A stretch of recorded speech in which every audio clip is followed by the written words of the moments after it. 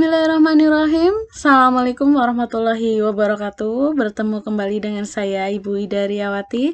Oke, baik anak-anak, melanjutkan tentang materi minggu lalu, yaitu tentang himpunan.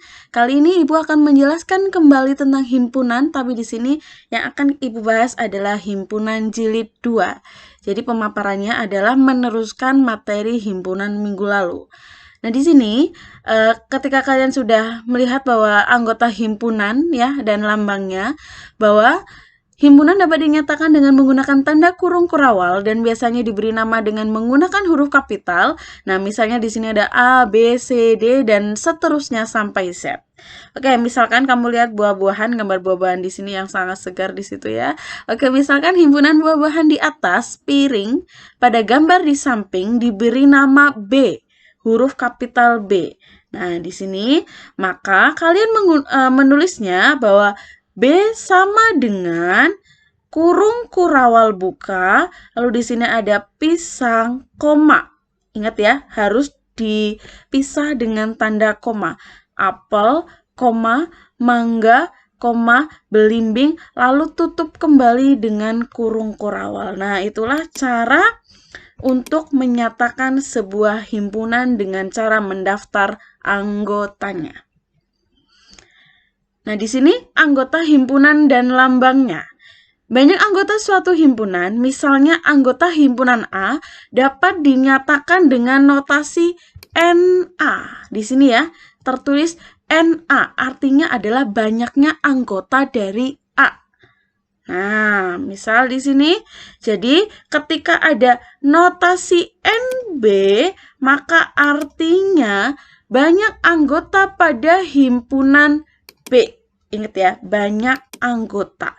Berarti kalau di sini tertulis NC, berarti artinya adalah banyak anggota dari himpunan C. Nah, di sini contohnya, diketahui himpunan bilangan asli genap kurang dari 9. Asli genap kurang dari 9. Nah, kita sebutkan. Misalkan himpunan tersebut diberi nama A, maka dapat kita tulis bahwa A bilangan asli genap yang kurang dari 9. Lalu yang nomor 2, diketahui P sama dengan huruf-huruf pembentuk kata siswa. Ingat ya, huruf-huruf pembentuk kata siswa. Nah, pada himpunan tersebut, kata siswa terdiri dari 5 huruf, yaitu S, I, S, W, dan A. Nah, karena terdapat anggota yang sama, yaitu huruf S. Nah, di sini kan huruf S-nya double ya. Ada S dan sini S. Maka hanya boleh ditulis 1 kali. Jadi tidak boleh ditulis 2 kali. Jadi anggota P sama dengan kurung kurawal S, I, W, kurung kurawal tutup, sehingga nanti banyaknya anggota P adalah 4, bukan 5. Kenapa? Karena S-nya double, jadi hanya ditulis 1 kali. Nah, di sini apakah S anggota dari P? Apakah S anggota dari P?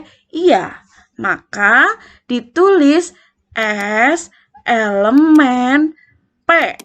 Selanjutnya, apakah I anggota dari P? Iya, maka ditulis I elemen P. Lalu, apakah W anggota dari P? Iya, maka ditulis W elemen P. Artinya W anggota dari P gitu ya. Nah, lalu di sini U bukan anggota P karena di sini tidak ada huruf U. Maka kamu nulisnya di sini adalah U bukan elemen P. Jadi E yang di sini dicoret. Ya, bedakan E yang di sini dengan E yang di sini. Karena U bukan anggota P, maka di sini U elemennya dicoret, bukan anggota dari P. Nah, sehingga banyak anggota dari P adalah 4 buah. Sehingga ditulis NP sama dengan 4.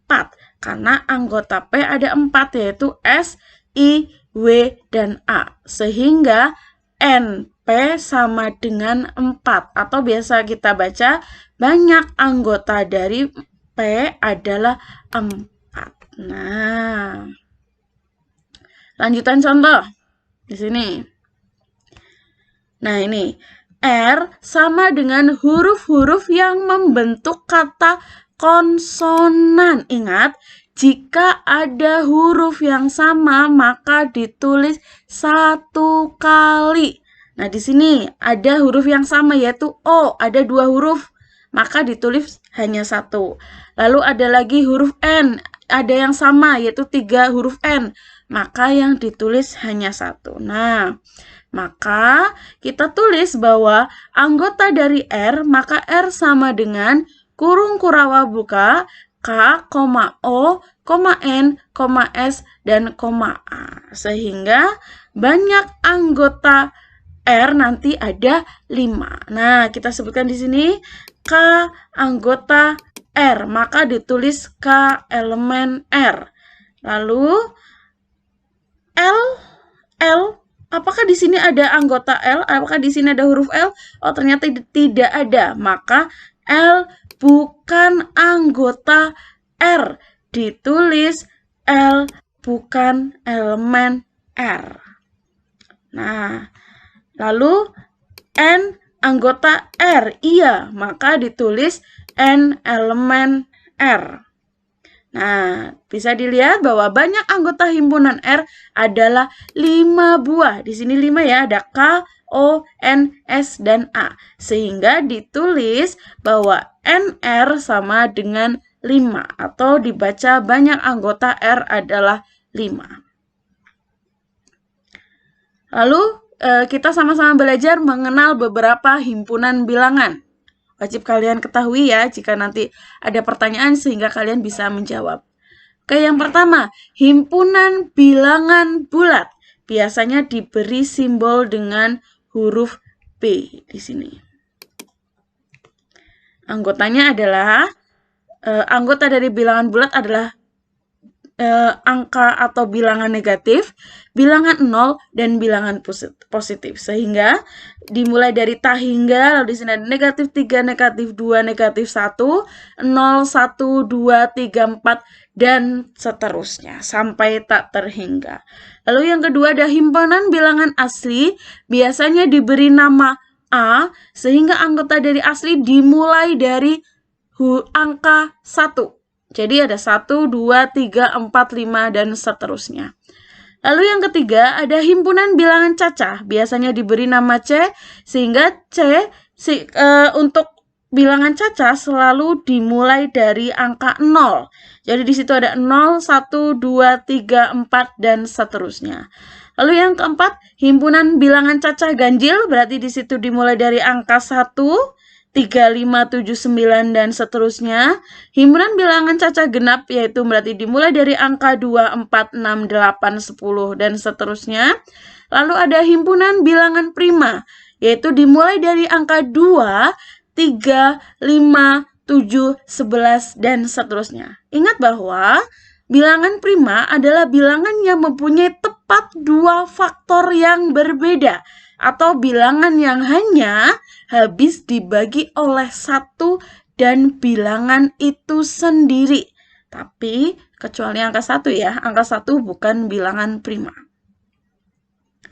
Lalu yang ketujuh ada himpunan bilangan cacah kuadrat, berarti dimulai dari angka 0, 1, 4, 9, 16. Ingat ya, bahwa 0 itu dari 0 kuadrat, ya 1 itu dari 1 kuadrat, 4 itu 2 kuadrat, 9 itu 3 kuadrat, dan 16 itu adalah 4 kuadrat. Berarti seterusnya ada 5 kuadrat, hasilnya berapa, 6 kuadrat, hasilnya berapa, dan seterusnya.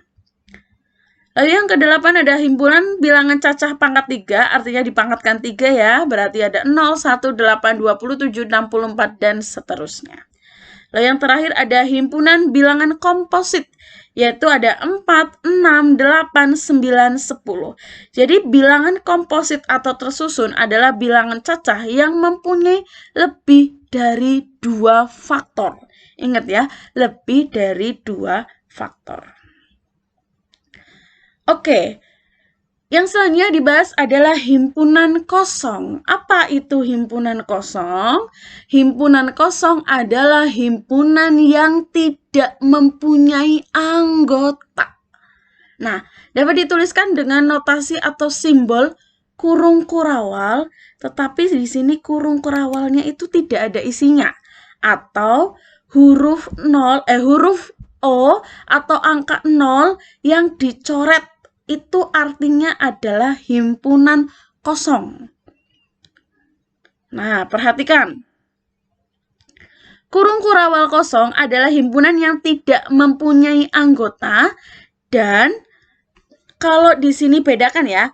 Kalau ini kan kurung kurawal tidak ada isinya, itu artinya adalah himpunan yang tidak mempunyai anggota. Tetapi bedakan dengan ini, di sini ada kurung kurawal, di dalamnya ada angka 0. Maka artinya himpunan yang mempunyai anggota, banyak anggotanya adalah 1. Siapa? Angka 0 sendiri. Jadi bedakan antara kurung kurawal yang tidak ada isinya dan kurung kurawal yang ada angka 0-nya di situ. Jadi beda ya. Kalau himpunan kosong itu hanya kurung kurawal saja, tidak ada isinya.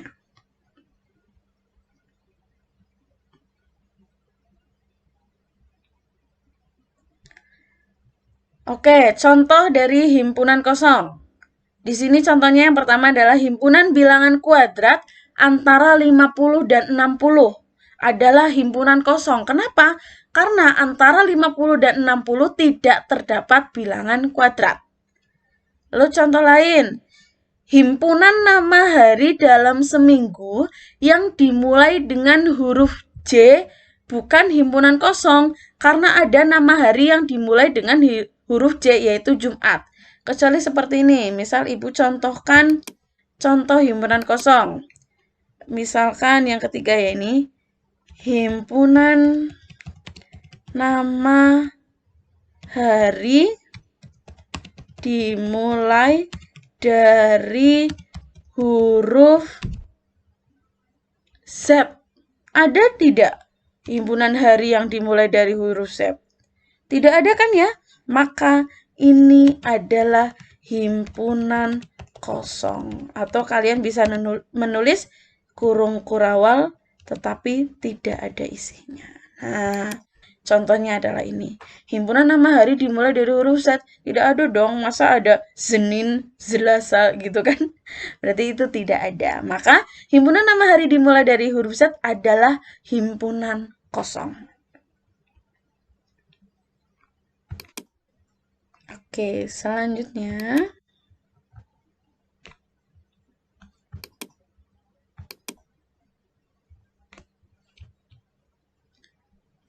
Yang selanjutnya adalah himpunan semesta. Oke, yang selanjutnya adalah himpunan semesta. Apa itu himpunan semesta? Himpunan semesta adalah himpunan yang memuat semua anggota himpunan yang dibicarakan. Ya. Jadi himpunan semesta itu disebut juga semesta pembicaraan atau himpunan universum. Lambang himpunan semesta adalah huruf S besar.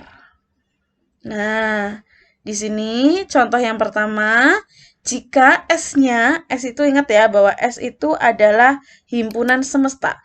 Bahwa himpunan semestanya adalah murid-murid di sekolahmu.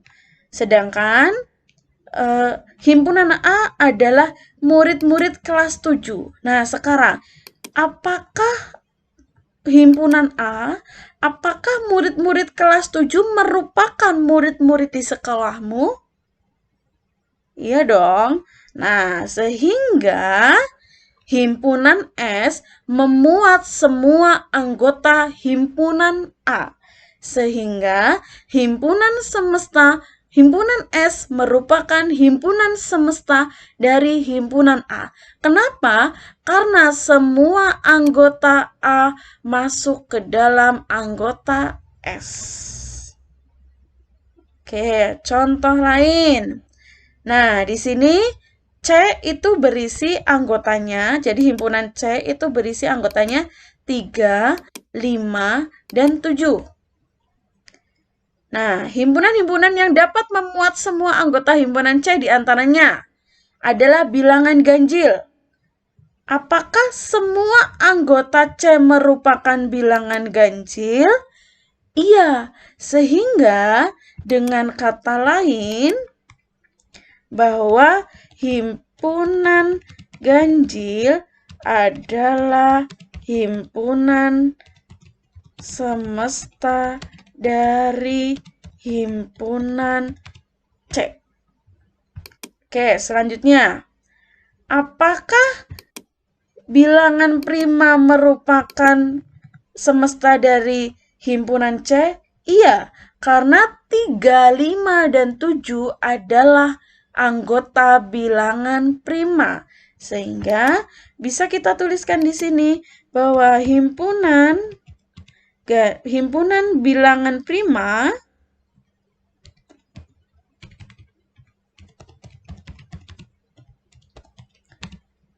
adalah himpunan semesta dari himpunan C.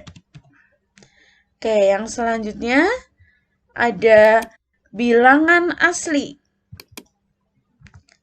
Apakah semua anggota C masuk ke bilangan asli? Iya. Sehingga dapat kita simpulkan bahwa himpunan bilangan asli adalah himpunan semesta dari dari himpunan C. Nah, jadi bilangan ganjil, bilangan prima, dan bilangan asli merupakan himpunan semesta dari himpunan C. Karena semua anggota himpunan C masuk ke dalam bilangan ganjil, bilangan prima, dan bilangan asli.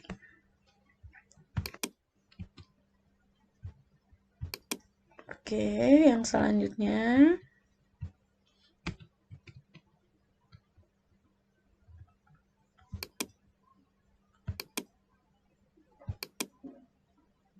Nah, ini ya. Dengan demikian bahwa bilangan ganjil, bilangan prima, dan bilangan asli merupakan himpunan semesta dari himpunan C.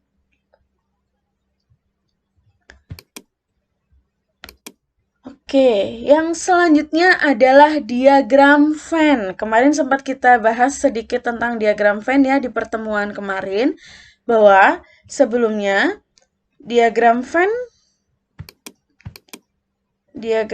adalah, jadi membuat diagram Venn di sini adalah cara lain untuk menyatakan suatu himpunan, yaitu dengan gambar atau diagram yang disebut dengan diagram Venn. Diagram ini diperkenalkan pertama kali oleh John Venn. Ini ada foto. Di situ adalah John Venn. Itu adalah orang yang pertama kali mengenalkan yang namanya diagram Venn. Jadi beliau adalah ahli matematika berkebangsaan Inggris yang hidup pada tahun 1834 sampai 1923. Nah, ketentuan dalam membuat diagram Venn adalah sebagai berikut. Yang pertama, himpunan semesta digambarkan dengan sebuah persegi panjang dan di pojok kiri atas diberi simbol S. Lalu yang kedua, setiap anggota himpunan semesta ditunjukkan dengan sebuah nokta, nokta itu titik ya, di dalam persegi panjang, dan nama anggotanya ditulis berdekatan dengan noktanya. Misalkan di sini anggota semestanya adalah 1, 2, 3, 4, 5, 6, 7, 8. Lalu, setiap himpunan yang termuat di dalam himpunan semesta ditunjukkan oleh kurva tertutup sederhana. Misalnya di sini S-nya adalah 1, 2, 3, 4, 5, 6, 7, 8. Lalu ada himpunan A yang merupakan, dan setiap anggota himpunan A di sini adalah masuk ke dalam himpunan semestanya. Ya. Di situ anggota A sendiri ada 2, 4, 6, 8. Karena semua anggota himpunan A termuat di dalam himpunan S, maka himpunan A berada di dalam himpunan S. Nah, untuk himpunan-himpunan yang mempunyai anggota sangat banyak, pada diagram Venn anggota-anggota tersebut tidak digambarkan dengan nokta karena tidak praktis pengerjaannya. Nah, misal nih, S adalah siswa di sekolahmu dan D siswa di kelasmu. Tidak mungkin dong satu sekolahan namanya dimasukkan ke dalam diagram Venn, tidak muat. Nah, ini yang pertama, tadi bahwa himpunan semesta digambarkan dengan sebuah persegi panjang dan di pojok kiri atas nih, pojok kiri atas itu digambarkan atau dituliskan huruf S. Ya, dituliskan huruf S. Nah,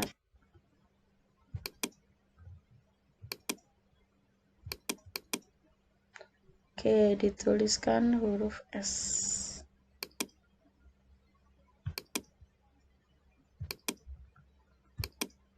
Ya, huruf S-nya ya. Nah, lalu setiap anggota himpunan semesta ditunjukkan dengan sebuah nokta. Ini loh maksudnya, ada titik, lalu ada angka 4. Ini tertulis semua. Ada titik 1, titik 2, titik 3, titik 4, 6, 7, 8 di sini semuanya. Lalu nah di sini tadi kan dibilang ya, bahwa S itu 1, 2, 3, 4 dan di dalamnya ada himpunan A. Siapa himpunan A? Terdiri dari angka 2, 4, 6, 8. Nah, sehingga kamu gambarkan di sini menggunakan kurva sederhana. Menggunakan di sini kurva sederhana yang dipakai adalah lingkaran. Nah, anggota A kan 2, 4, 6, 8 saja. Berarti yang berada di dalam lingkaran, kamu tuliskan di sini ada huruf A. Lalu sini S-nya dikasih seperti ini ya. Lalu A, di sini anggotanya 2, 4, 6, dan 8. Jadi yang bukan termasuk anggota A, kamu letakkan di luar. Nah, seperti ini. Nah, ini jika tadi contoh dari siswa di sekolahmu dan siswa di kelasmu kan tidak cukup anggotanya, maka cukup dituliskan seperti ini. Nah, untuk contoh menggambar diagram Venn yang lain. Nah, misalkan nih, buatlah diagram Venn dari himpunan-himpunan berikut. Jika semestanya adalah 1, 2, 3, 4, 5, 6, 7, 8, lalu anggota P-nya adalah 1, 3, 5, 7, lalu anggota Q-nya adalah 6, 7, 8. Ingat ya, apakah semua anggota P berada di S? Iya, ada 1, 3, 5, 7. Lalu anggota Q ada 6, 7, 8. Nah, di sini 6, 7, 8. Lihat. Apakah anggota P dan Q ada yang sama? Iya. Di sini yang sama adalah angka 7. Nah, nanti cara menggambar diagram Venn-nya seperti apa? Kita lihat di sini. Nah, di sini kita lihat bahwa semua anggota S harus tercantum di persegi panjang ini.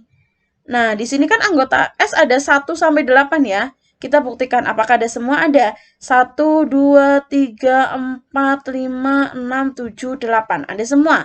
Nah, sekarang kita lihat. P dan Q ada yang sama. Siapa? Ada angka 7. Oh, ada angka 7 yang sama. Maka ketika ada yang sama, di sini kalian harus berpotongan. Jadi dituliskan yang sama itu di tengah-tengah. Karena yang sama adalah angka 7, maka angka 7-nya di tengah-tengah. Jadi lingkaran P dan lingkaran Q gandengan ya. Di sini yang berisi adalah angka 7. Oh, P-nya angka 7 sudah tertulis di sini. Berarti tinggal siapa? Berarti tinggal angka 1, 3, dan 5. Sedangkan Q sudah tertulis angka 7 di tengah-tengah. Berarti kurangannya adalah angka 6 dan 8. Nah, karena angka 2 dan angka 4 bukan anggota dari P dan Q, maka ditulis di luar. Yang penting masih berada di dalam persegi panjang. Nah, itu cara menggambar diagram Venn. Oke, contoh yang kedua. Misal di sini, buatlah diagram Venn himpunan-himpunan berikut. Ada S 1 sampai 8, lalu A adalah bilangan asli genap kurang dari 10, Lalu K adalah bilangan asli genap antara 1 dan 5. Nah, untuk membuat diagram Venn berarti kan kita harus menyebutkan ya, anggota A siapa saja, anggota K siapa saja. Nah, kita lihat anggota A itu karena bilangan asli genap kurang dari 10, berarti di sini ada 2, 4, 6, dan 8. Sedangkan K adalah bilangan asli genap antara 1 dan 5. Berarti karena 1 dan 5 berarti hanya 2 dan 4. Silakan kamu lihat hubungan antara A dan K. Lihat. Anggota K itu 2 dan 4. Sedangkan 2 dan 4 masuk ke anggota A semua. Berarti dengan kata lain, K itu berada di dalam A.